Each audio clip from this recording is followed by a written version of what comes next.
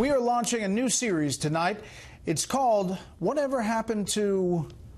For the past 2 weeks, we've been soliciting ideas on social media, Twitter, Facebook, Instagram, email, about stories we've covered at one time or another, maybe intensely here on Special Report, that you just haven't heard about lately, or you want to know what happened to someone or something. We were going to launch this series next week, but today news happened and changed our plans. The story started small before becoming a full-fledged Washington scandal that damaged an already tough reputation given to the Internal Revenue Service. Joyce Grant reached out to us on Twitter, wanting to know whatever happened to Lois Lerner and the IRS targeting of conservative groups.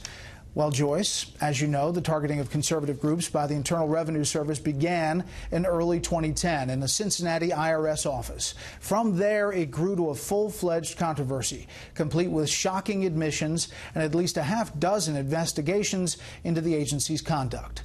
We covered the story extensively here on Special Report, and tonight we have the first in our series, a Whatever Happened To update, with a breaking news twist today. Fox News first reported the allegations that the Internal Revenue Service was targeting conservative groups in February 2012. The story would get a lot of ink in papers across the country and a lot of airtime on cable news in the months after that. And the person at the center of it all, the director of the Exempt Organizations Unit inside the IRS, Lois Lerner. As the head of the scandal-plagued department, Lerner admitted 15 months into our reporting that the IRS did indeed single out conservative groups applying for tax-exempt status for extra scrutiny. There is outrage and a sense of vindication tonight among conservative groups. Investigations opened up and congressional hearings followed, something we reported on quite often well into the fall of 2016. House Republicans are pounding the IRS again over its targeting of certain groups for special scrutiny. The nation's chief tax collector says he is sorry. IRS bureaucrat Lois Lerner is in the clear tonight. The Justice Department says neither Lerner nor anyone else from the tax agency will face charges over the targeting of conservative groups. The IRS commissioner faced the lawmakers today who want him fired, and John Koskinen admitted some of his previous testimony was not accurate. Amid a highly contentious presidential election and a president who makes news with just one tweet, the IRS scandal took a back seat to some of the other headlines coming out of Washington.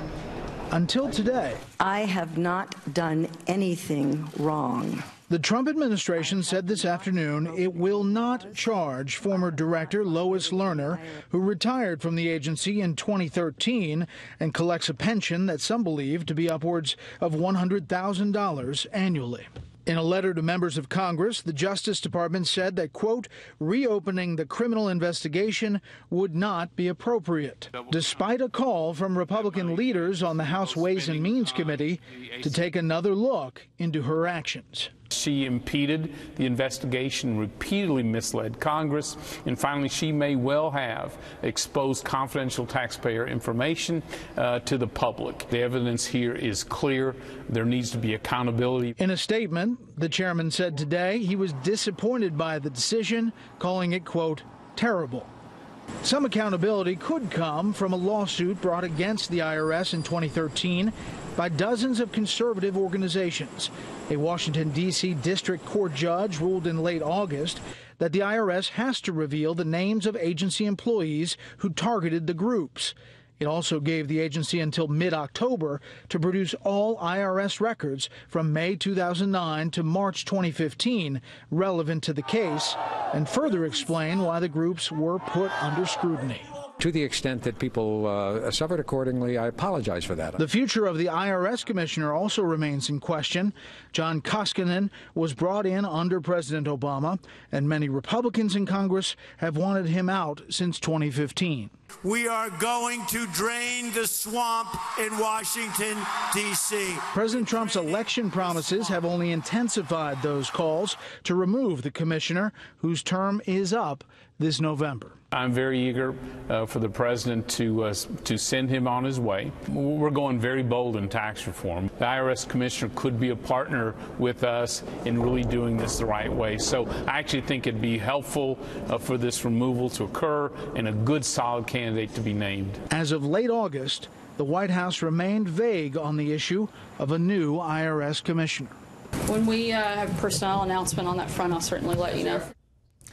So, Joyce, there's your update. We'll have more Whatever Happened To next week.